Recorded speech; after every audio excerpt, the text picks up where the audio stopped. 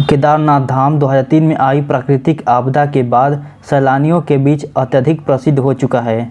हालांकि धार्मिक रूप इसकी मान्यता पहले जैसी ही है। ऐसा इसलिए क्योंकि केदारनाथ 12 ज्योतिर्लिंगों में से एक केदार एवं उत्तराखंड के 4 छोटे धामों में से एक धाम है।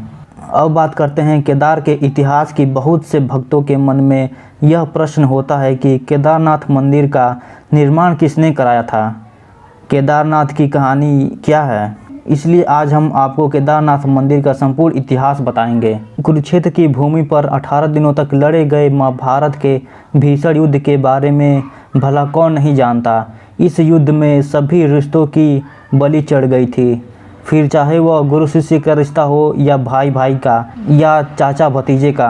18 दिनों तक निरंतर कुरुक्षेत्र की भूमि कौरव व पांडवों की सेना के रक्त से लाल हो गई थी। महाभारत का युद्ध समाप्त होने के पश्चात विजय तो अवश्य ही पांडवों की हुई थी, लेकिन तब तक बहुत देर हो चुकी थी क्योंकि उन्होंने भी बहुत कुछ खो दिया था।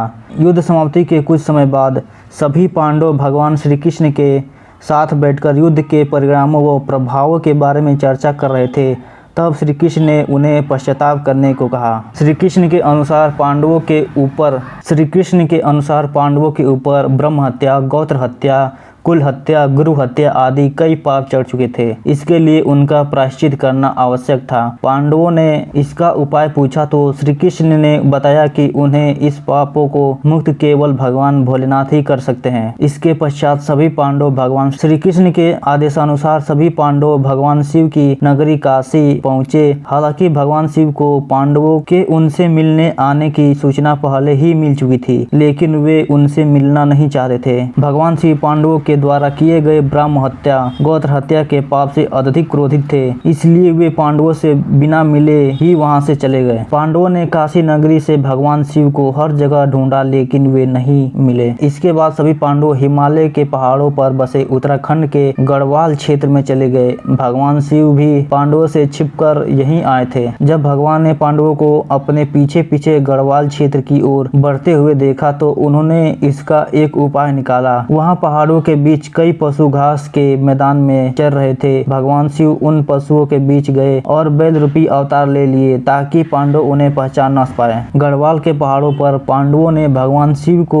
हर जगह ढूंढा, लेकिन वो उन्हें नहीं मिले। अंत में महाबली भीम को एक उपाय सूझा और उसने अपना शरीर पहाड़ों से भी बड़ा कर लिया। उसने अपना एक पैर एक पहाड़ी पर और दूसरा पैर दूसरी पहाड़ी पर टिकाया और गहनता से महादेव को ढूंढने लगे। भीम के विशालकाय रूप को देखकर पहाड़ों के सभी पशुओं में हलचल पैदा हो गई और वे इधर उधर भागने लगे, लेकिन एक बैल अपनी जगह पर स्थिर खड़ा रहा। जब बैल पर भीम की विशालकाय रूप का कोई प्रभाव नहीं पड़ा, यह देखकर भीम समझ गए कि यही बैल महादेव का रूप है, जो बैल का अवतार लेकर हमसे छिप रहे हैं। महादेव को भी पता चल गया कि भीम ने उन्हें पहचान लिया है। यह देखकर वे बैल रूपी अवतार के साथ धरती में समाने लगे। भगवान शिव के बैल अवतार को धरती में समाते देख भीम तेजी से उनकी ओर लपका और भीम के द्वारा बैल की पीठ अपने हाथों को जकड़े जाने के कारण वह वहीं पर रह गई, जबकि बैल के अन्य 4 भाग कटकर उत्तराखंड के 4 अन्य स्थलों पर निकले। आज उन्हीं स्थलों पर 4 अन्य केदार हैं। इनमें भगवान शिव के बैल रूपी अवतार का मुख रुद्रनाथ में, भुजाएं तुंगनाथ में, नाभि ब्रह्मदेश्वर में व जटाएं कल्पेश्वर में प्रकट हुई थी। इन्हीं 5 जगहों को सम्मिलित रूप से पंच केदार के नाम से जाना जाता है। भीम के द्वारा भगवान शिव के बैल अवतार की पीठ पकड़े जाने के बाद वह वहीं रह गई थी। जब उन्हें बैल के बाकी 4 अंग 4 अन्य स्थानों पर प्रकट होने का ज्ञात हुआ, भीम ने शिव की महिमा को समझ लिया।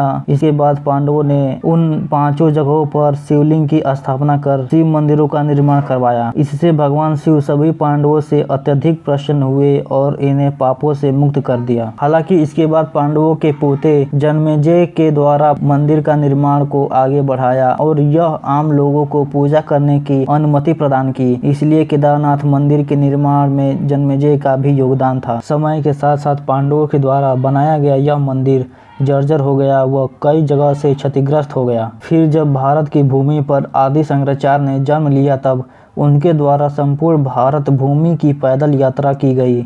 व चारों दिशाओं में 4 धाम की स्थापना की गई। तब आदि शंकराचार्य ने ही इस केदारनाथ मंदिर का पुनर्निर्माण करवाया था, जिसे आज हम देखते हैं। इसके बाद अपने जीवन के अंतिम समय में आदि शंकराचार्य ने इसी केदारनाथ मंदिर के पास ध्यान लगाया था व समाधि ले ली थी। उनकी समाधि आज भी केदारनाथ मंदिर के पास में स्थित है। फिर 10वीं से 13वीं शताब्दी के बीच कई भारतीय राजाओं ने मंदिर का निर्माण करवाया था। हालांकि 2012 में आए भीषण प्राकृतिक आपदा के बाद केदारनाथ मंदिर के आसपास के ढांचे को बहुत क्षति पहुंची थी। इस प्राकृतिक आपदा में आदि शंकराचार्य की समाधि भी बह गई थी। इसके बाद भारत व उत्तराखंड की सरकारों के द्वारा केदारनाथ धाम आदि शंकराचार्य की समाधि व उसके आसपास के स्थलों को पुनः ठीक करवा कर उसे नवीन रूप दिया गया।